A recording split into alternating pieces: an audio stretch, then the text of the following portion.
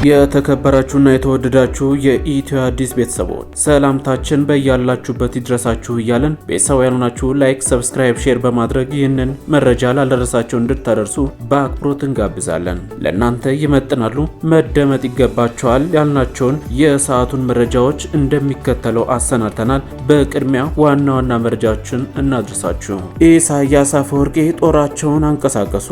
ከፍተኛ ሰራዊት ወደ ድንበር ተጠግቷል ሲባልም ተደምጧል። ጠቅላዩ የላኳቸው ሰላዮች ቦታቸውን ይዘዋል። የባህር ኃይል እናቋቁማለን። የቀይ ባህር አፋር ዲሞክራሲያዊ ድርጅት ዋና አዛዥ መግለጫ ወጡ። የታየ ደንደዓ የክስ ሂደት ተስተጓጉሏል መባሉ ተሰማ። ብልጽግናዎች ይዘውን እንዲጠፉ አንፈቅድም፣ አገራችን ህዝባችን ነው፣ ዝም አንላቸውም ሲል ጆሃር መሐመድ ተደመጠ። የቀይ ባህር አፋር ዲሞክራሲያዊ ድርጅት ዋና አዛዥ ኮሎኔል ኢብራሂም ሃሩን ለ3 ወራት ሲሰለጥኑ የነበሩ የሰራዊት አባላትን መመረቃቸውን ተከትሎ ባወጡት መግለጫ የተመረቁትን ሰራዊት ዲሲፕሊን እና ቁርጠኝነት አድንቀው ይህ ስኬት ጨቋኙን የኤርትራ መንግስት ለመመከት የሚያስችል ዲሲፕሊን ያለው ወታደራዊ ኃይል ለመገንባት ያለመው ቁርጠኝነት የሚያሳይ ነውም ሲሉ ተደምጧል። የቀይ ባህር አፋር ዲሞክራሲያዊ ድርጅት የቀይ ባህር የአፋር ህዝብ መብት ለማስጠበቅና ሙሉ በሙሉ የራስ ዕድል በራስ የመወሰን አስፈላጊ ከሆነ የመገንጠል መብትን ለማረጋገጥና ህብረተሰቡን ከግዳጅ መፈናቀልና ብሔር ተኮር ጥቃት ለመከላከል ያለውን ቁርጠኝነት አጠናክሮ እንደሚቀጥል ገልጿል። አዛዡ አክለውም የአምባገነኑ የኢሳያስ አፈወርቂ አገዛዝ የሚያውቀው የጦርነት ቋንቋ ብቻ ነው። ከስሩ ለመንቀልና የሁሉንም አካላት መብት የምታከብር እያንዳንዱ ግለሰብና ቡድን ቦታውን አግኝቶ የሚበለጸግባትን ኤርትራ ለመገንባት ብቸኛው አማራጭ የትጥቅ ትግል ነው ሲሉም ተደምጠዋል። የድርጅቱ መሪ ኢብራሂም ሃሩን የቀጣዩ ምዕራፍ የድርጅቱን የባህር ኃይል አቅም ማዳበር የሚጠይቅ መሆኑን ገልጸው አመራሩ አሁን ባለው የፖለቲካና ወታደራዊ መስፈርት መሰረት የሰለጠነና የታጠቀ የባህር ኃይል ለማቋቋም እየሰራ ስለመሆኑም ተደምጠዋል። አቶ ሃሩን አክለውም የኢሳያስ አፈወርቂንና የዘረኛው አገዛዝ ቀጣይነት ለኤርትራ ህዝብ ብቻ ሳይሆን ለጎረቤት ሀገራትና ለዋና ዋና ዓለም አቀፍ ፍላጎቶች ስጋት ፈጥሯልም ብለዋል። በቀይ ባህር በአፍሪካ ቀንድ አካባቢ መረጋጋትን፣ ሰላም እንዳይኖር የኢሳያስ መንግስት አደጋ ላይ ጥሎታል ሲሉም ተደምጠዋል። የጎረቤት ሀገራትና የዓለም አቀፉ ማህበረሰብ ይህንን ስጋት ተገንዝበው ይህንን ግፈኛ መንግስት ለመጣል የኤርትራ ኃይሎች ድጋፍ እንዲያደርጉ ጠይቀዋል። ሁሉም የኤርትራ ተቃዋሚ ድርጅቶች ጠንካራና ተደማጭነት ያላቸው ድርጅቶችና ፓርቲዎች ባካተቱት የኤርትራ የፖለቲካ ኃይሎች ጥላ ስር እንዲቀላቀሉ የኤርትራን የጭቆናና የግፍ አገዛዝ ለመጋፈጥ የሚያስችል የጋራ ግንባር እንዲመሰርቱ ድርጅቱ ጥሪ አቅርበዋል። በሌላ በኩል የሰሞኑ የኢትዮጵያ ባለስልጣናት የቡሬ ጉብኝት ኤርትራ ላይ ከወትሮ ከፍ ያለ ስጋትን እንደፈጠረ ዘገባዎች አመልክተዋል። በሌላ በኩል የኢትዮጵያ ፌዴራላዊ መንግስት ከፍተኛ ባለስልጣናት፣ የጦር አዛዦችና የአፋር ክልል ባለስልጣናት ኤርትራ ድንበር አጠገብ የምትገኘውን ስልታዊቷን የቡሬ ከተማን መጎብኘታቸው ዛሬ ተዘግቧል። የጠቅላይ ሚኒስትር አብይ አህመድ የምስራቅ አፍሪካ ጉዳዮች አማካሪ ጌታቸው ረዳ፣ የኢትዮጵያ ብሔራዊ መረጃና ደህንነት አገልግሎት የበላይ ኃላፊ ሬድዋን ሁሴን፣ ከፍተኛ የጦር መኮንኖችና የአፋር ክልል ባለስልጣናት የቡሬ ጉብኝታቸውን አጠናቀው ዛሬ ቀትር ላይ ሰመራ እንደነበሩም ተገልጿል። ቡሬ ከኢትዮጵያ ኤርትራና ጅቡቲ አዋሳኝ ድንበር በቅርብ ርቀት ላይ የምትገኝ ስልታዊ ስፍራ ናት። ከኤርትራ የወደብ ከተማ ከአሰብ የ80 ኪሎ ሜትር ያህል ትርቃለች። በረሃማዋ የአፋር ክልል ከተማ ቡሬና አካባቢዋ የኢትዮጵያና የኤርትራ ከ1990 እስከ 1992 ባደረጉት ጦርነት የሁለቱ ሀገራት ጦር ኃይላት ለተከታታይ ወራት ከፍተኛ ውጊያ ያደረጉበት አካባቢም ነው። የኢትዮጵያና የኤርትራ መንግስት አንዱ በሌላው ላይ ጦርነት ለመክፈት እየተዘጋጀ ነው በሚባልበት በዚሁ ሰዓት የኢትዮጵያ ባለስልጣናት አካባቢውን የጎበኙበት ትክክለኛ ምክንያት በውል አልታወቀም። ባለስልጣናቱ ቡሬን መጎብኘታቸውንና ዛሬ ቀትር ላይ አፋር ክልል ርዕሰ ከተማ ሰመራ እንደሚገኙም ከባለስልጣናቱ አንዱ በስልክ ለዶቼ ቬለ አረጋግጧል። ዝርዝሩን ግን ባለስልጣኑ ጉዞ ላይ ነኝ በሚል ከመናገር ተቆጥበዋል። በሌላ መረጃ የታየ ደንደዓ የክስ ሂደት ተረስቷል ማለት ይቻላል ሲሉ ጠበቆቻቸው ተናገሩ።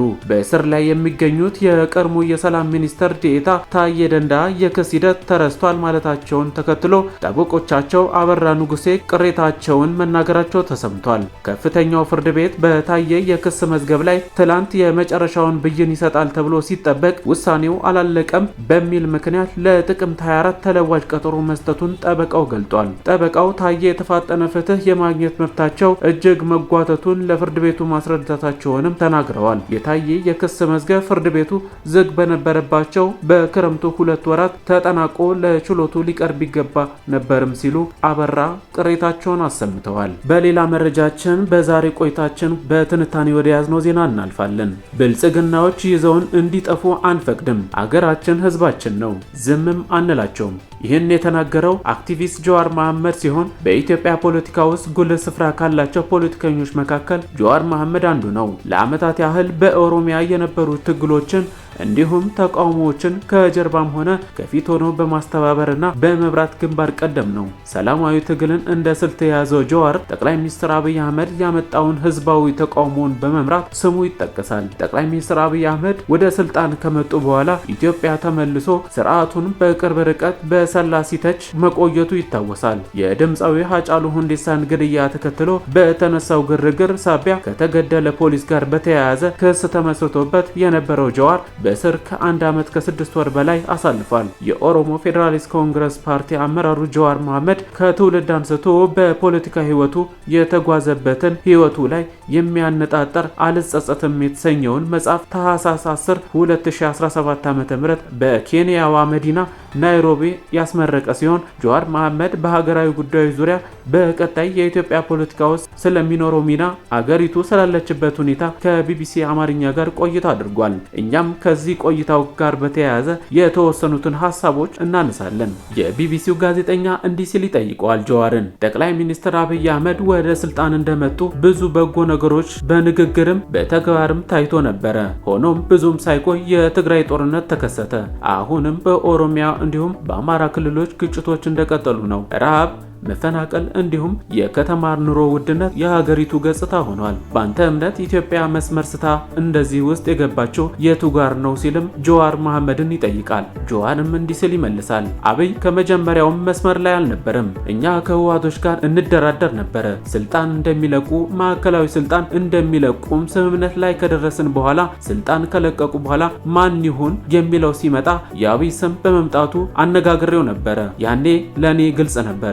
ኢትዮጵያ ከኢህአዴግ አንድ ፓርቲ አገዛዝ ወደ መድበለ ፓርቲ ወደ ዲሞክራሲያዊ ስርዓት መሄድ መሻገር ነበረባት። ወደ ግጭት የማያዳርስ ያለው ብቸኛ አማራጭ እርሱ ብቻ ነበረ።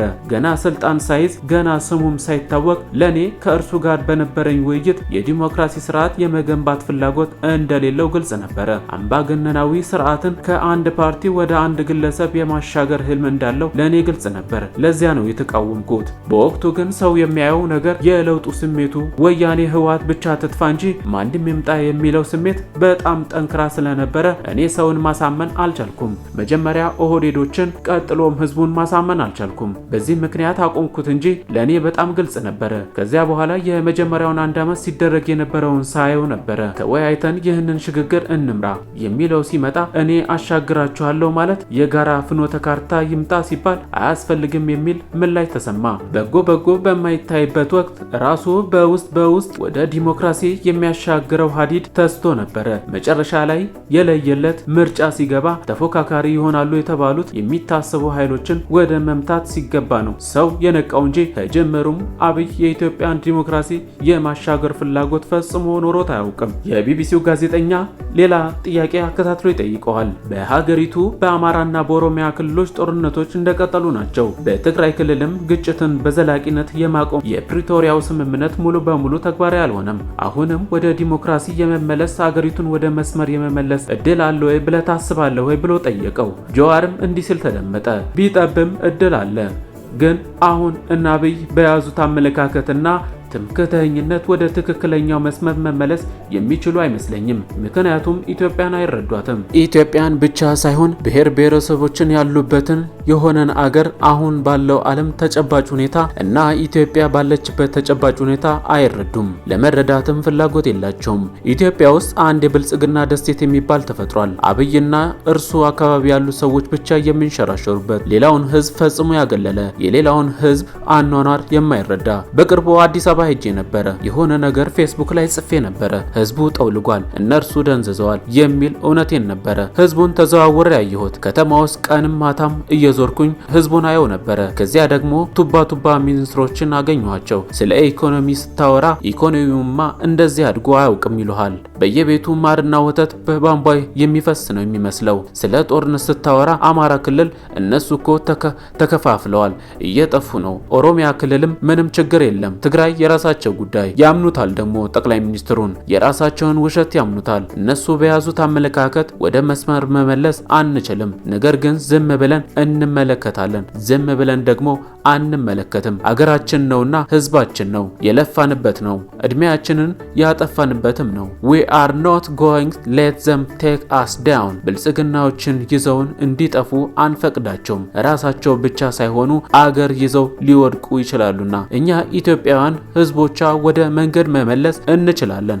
አዎ መመለስ እንችላለን። እነሱ ይመልሱልናል ብለን የምንጠብቅ ከሆነ ባለፉት 6 ዓመታት አገሪቷን ከከተቱበት መከራ ወደ ባሰበት ይዘውን ይሄዳሉ ሲልም ተደምጧል።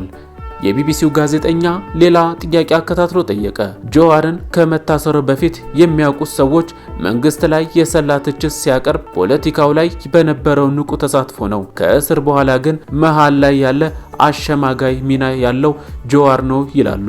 እስር ቤት አንተ ላይ ያመጣው ለውጥ ምንድነው ብሎም ጠየቀው ጋዜጠኛው። ጆዋርም መለሰ፣ በእስር ቤት ወቅት እኔ ብቻ እስር ቤት ሆኜ አይደለም ትልቁ ነገር፣ ባለፈውም እንዳልኩት እኔ ትቻት የታሰርኩላት ኢትዮጵያና እኔ ከእስር ቤት ወጥቼ ያየኋት ኢትዮጵያ የተለያዩ ነበሩ። እስር ቤት ከመግባቴ በፊት የችግር ዳመናው፣ የጦርነት ዳመናው የተሰበሰበ ነበረ። ከእስር ቤት ስወጣ እሳት በየቦታው ተቀጣጥሎ ነበረ።